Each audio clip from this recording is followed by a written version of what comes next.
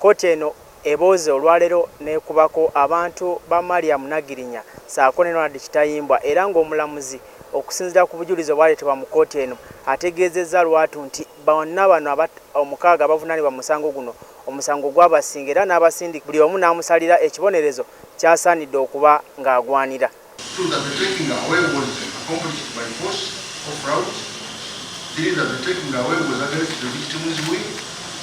And for that, the perpetrators of the offense were motivated by an intent to murder the victim of it. And that the accused persons were the perpetrators of the... Abulanga bukyabeeranga bulijjo omulamuzi olumala okusalira abantu bano ekibonerezo ayisaawo akabanga n'abasindika mu kkomera okukomawo ate abawa ekibonerezo wabula ku mulundi guno si bwe kibadde bano mu kaseera mpawo kaaga akomyewo mu kkooti eno era n'abawa ebibonerezo. To show that those people were not at those scenes where they claimed to have been. With regard to Kalyango, Nassif, that is A3, and Mpanaga, A5, they admitted that on the night they carried A1, A2, and PW9 to the scene of crime where Nagiriinya Maria Kitayimbwa Ronald were kidnapped.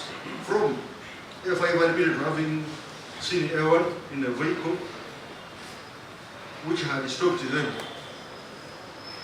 I admitted having carried A1, A2, and a PW9, while A3 also admitted to having carried A1 and A2. A5 also testified that he had received a phone call informing him to go to Namamve to go and pick A1, A2, and PW9. Okusinziira ku mulamuzi abadde emitambo gy'omusango guno asalidde Kasolo Coporiyamu saako n'amanyikiddwa nga Lasita okumala obulamu bwabwe bwonna mu nkomyo ng'agamba nti bye baakola byonna baabikola nga babitegeera era newankubadde baasibibwa ne baleetebwanga mu kkooti kibadde kiraga lwatu mu bigambo bye boogera n'enneeyisa gye beeyisaamu nti tebeddangako era n'agamba nti emizenga gino bwe gisusse ennyo mu ggwanga abantu bano basaanidde okuba nga bagibwa mu bantu bateekebwe mu nkomyo eyo okumalayo ebbanga lyabwe lyonna lye basigazza ku nsi eno.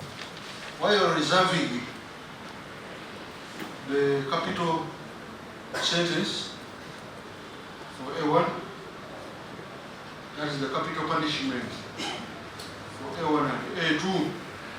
I find that there is a need for a severe sentence to save society from their dangerous dispositions.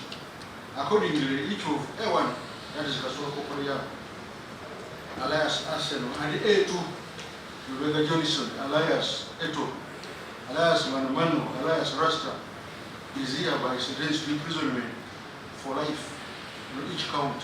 A chance to reform by being lenient to them. Accordingly, each of A3, Kalyango, Nassif, A4, Kiseeka, Hassan, and A5, Sharif is sentenced to imprisonment for 30 years on each count.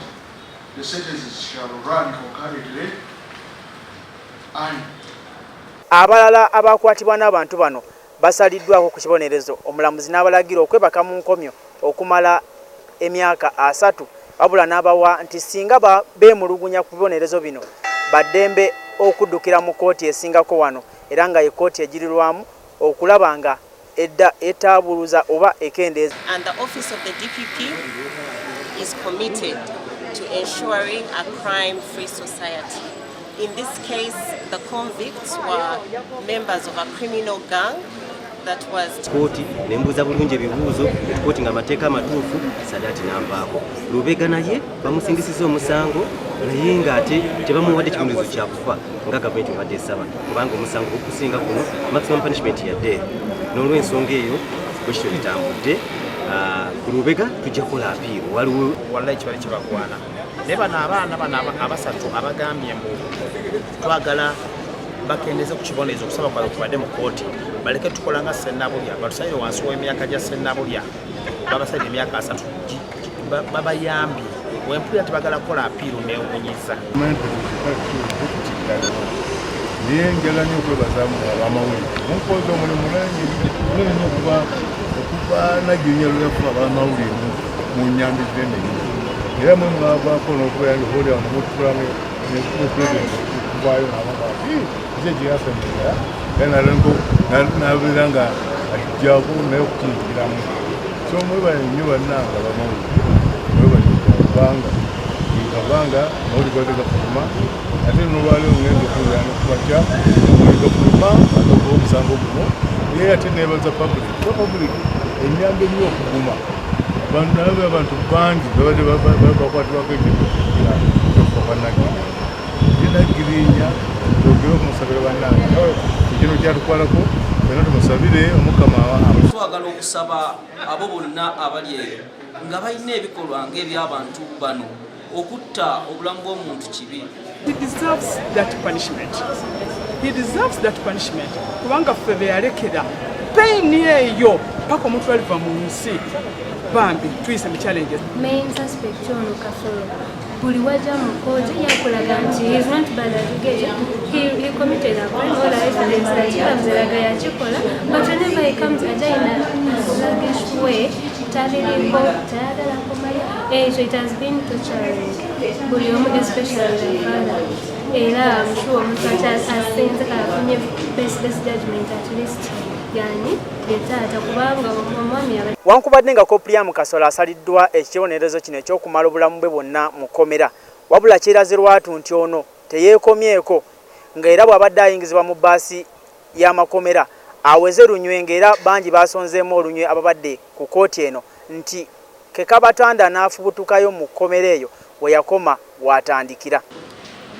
Soko okutegeeza kkooti eno byonna byonna ebivudde mu nsala yaayo okusinziira ku misango gyonna egy'envunaanibwa omukaaga, kkooti yo ekozesezza obukugu bwayo gy'okulembera nga gwe negamba nti emisango gyenazza nti emisango egy'envunaanibwa nagizza era nenkakasa nti nagizza era nnoweebwa ekibonerezo. Bwekitiibwa Omulamuzi, ekyo kkooti ekisazeewo ngirayo bwerabye naye ebizibu ekitiibwa Omulamuzi kakasa kkooti ebuwanze manyi emisango kisaagizza naye ngenda kugenda mu maaso n'okujulira mu kkooti eddako kubanga sinatidde nasalawo ya kkooti ezigikoze ebyo ebyanza.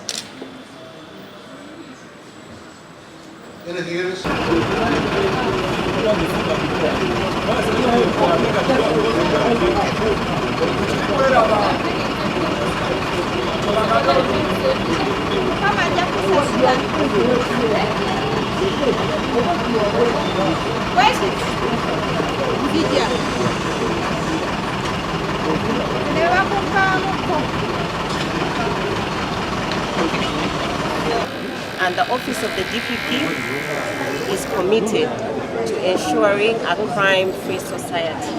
In this case, the convicts were members of a criminal gang that was terrorizing residents in Natete. So their arrest, prosecution, and convictions have subdued that criminal gang, and therefore members of Natete can now be peaceful and secure as a result. Basibiddwa